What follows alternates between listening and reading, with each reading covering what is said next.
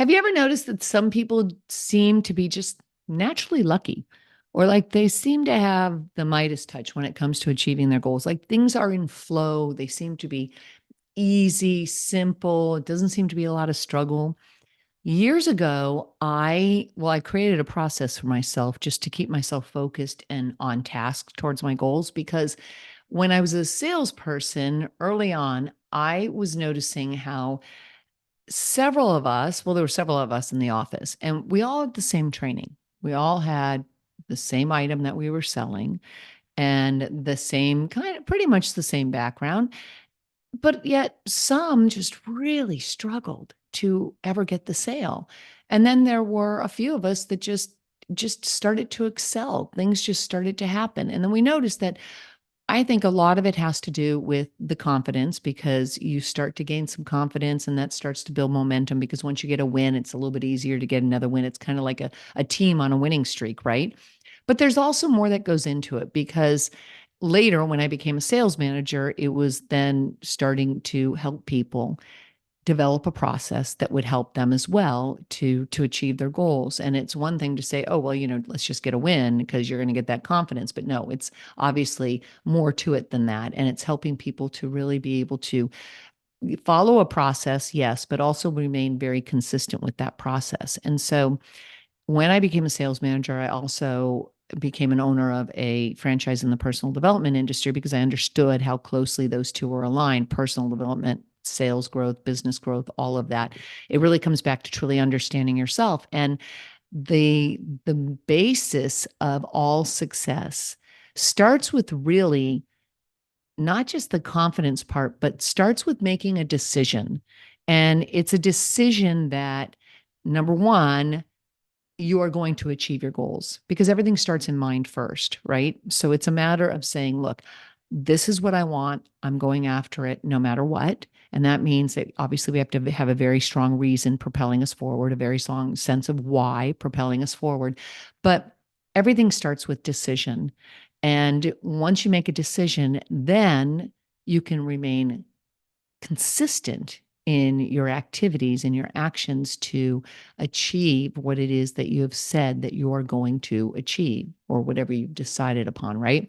So I created a 7-step process for myself that I used with my clients in those early days in sales. And then I've continued to use it through the years, not only to keep myself on task and on track towards my goals, but also in my coaching practice with clients and such. So I'm going to share that with you today because I think it's something that's truly going to be a little bit easier to follow that will help keep you on track to manifesting your goals. And actually, psychologists and scientists have both agreed that there is definitely a structure that can be followed, a structure to success and a process that can be followed, that when you do so consistently, your success really becomes inevitable. But it's a matter of remaining focused and staying the course. So I'm going to give you those 7 steps now, and then I will also link a guide down below to these. And as usual, I'll have some kind of journal prompts as well that can help you with this process to manifesting your goals. So the first one is, of course, decision. You have to decide not only that you want to be successful, but decide exactly what you want in a certain area, whether it's in your business, whether it's in your home life, whether it's with your health. Decide what you want in a certain area and then write it down clearly in detail. Remember, success is in the details. So write it down. Writing down your goals forces you to crystallize what it is that you want, and it makes it a little bit easier for your mind to wrap its head around it. And when you write things down, it helps you to solidify that goal within your mind. There's been so many studies done about writing your goals down, and studies have found that easily 42% of the people that write their goals down achieve those goals. So write the goal down. And the reason why, though, is because the act of writing down a goal engages another sense. And anytime we employ one or more senses, you start to solidify that information, taking it much deeper into your subconscious.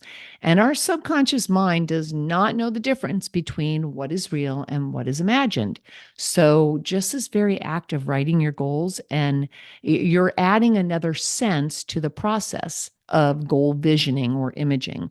And that impresses that goal deeper into your subconscious mind, giving you a much greater chance of achieving that goal than if you were to merely just think about it. Okay, the second step is to place your goal now that you have written it down.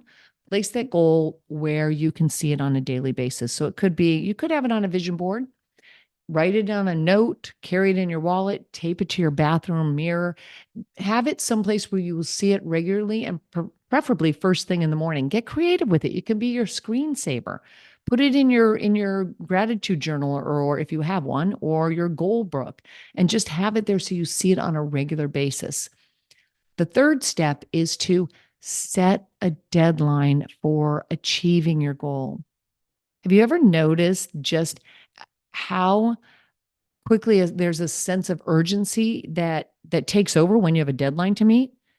You're never going to be on time for a flight if you're standing in front of your closet still trying to figure out what to pack, right? But if you have a deadline, you know you have to be on that flight at 10 o'clock, you're going to pack. And even if it's at 8 o'clock and you have to get to the airport, you're going to be throwing anything in. It doesn't matter.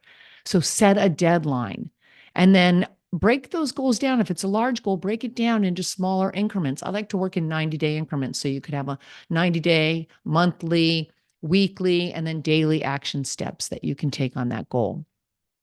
And then the fourth item is to make a list of everything that you're going to have to do to achieve that goal. And as you think of items, just start adding them to your list until it's complete. So let's say you have to make 10 prospecting calls. Great, add it to your list. You have to connect with new business leaders. Great, add it to your list. You have to make that phone call you've been putting off forever.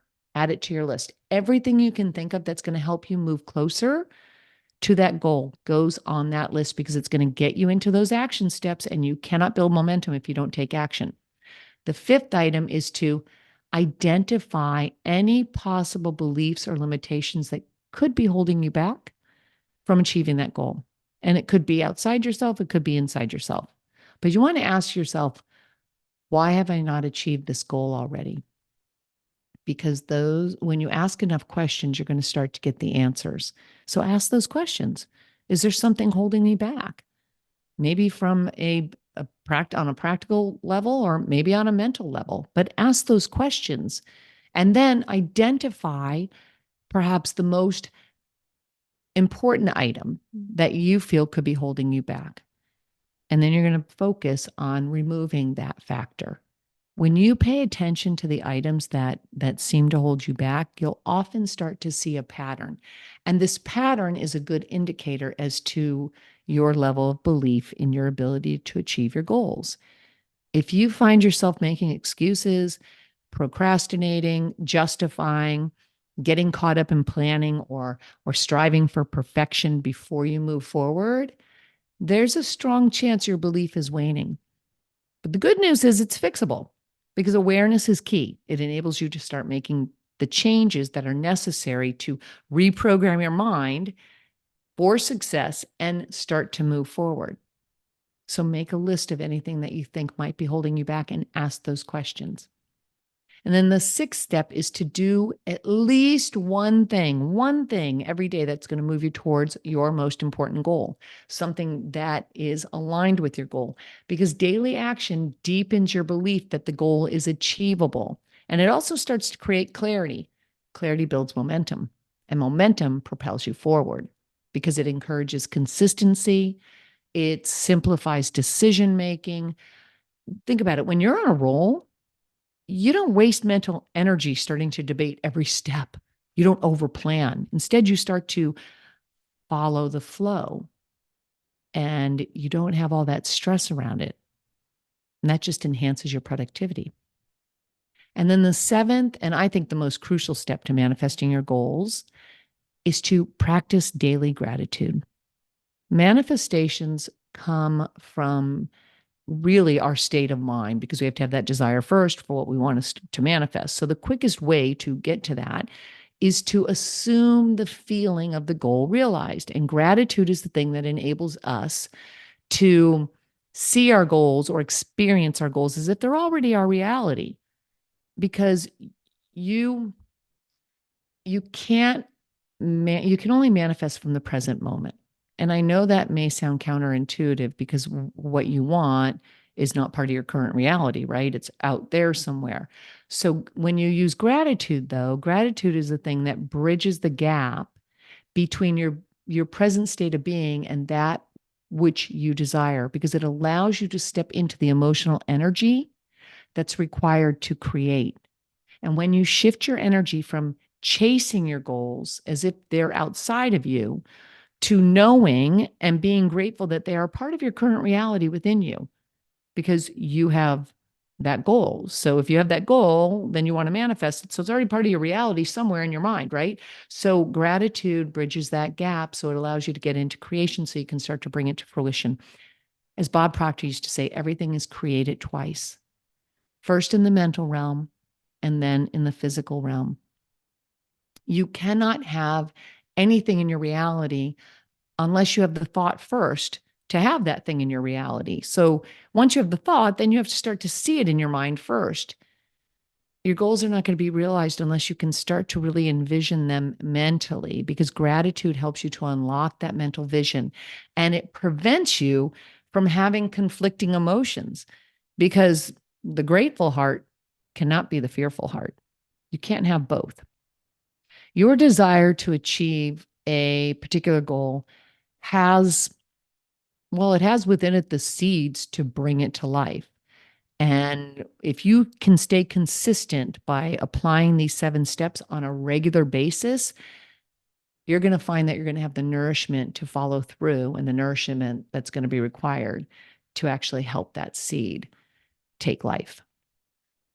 So those are the 7 steps. It's a process I've used throughout the years, and not only in my personal life, but with my clients as well. And I'm going to link place a link down below to a guide that can help you. Not only will give you these 7 steps, but it will give you some prompts as well and some writing activities, because as you know, I'm big on journaling.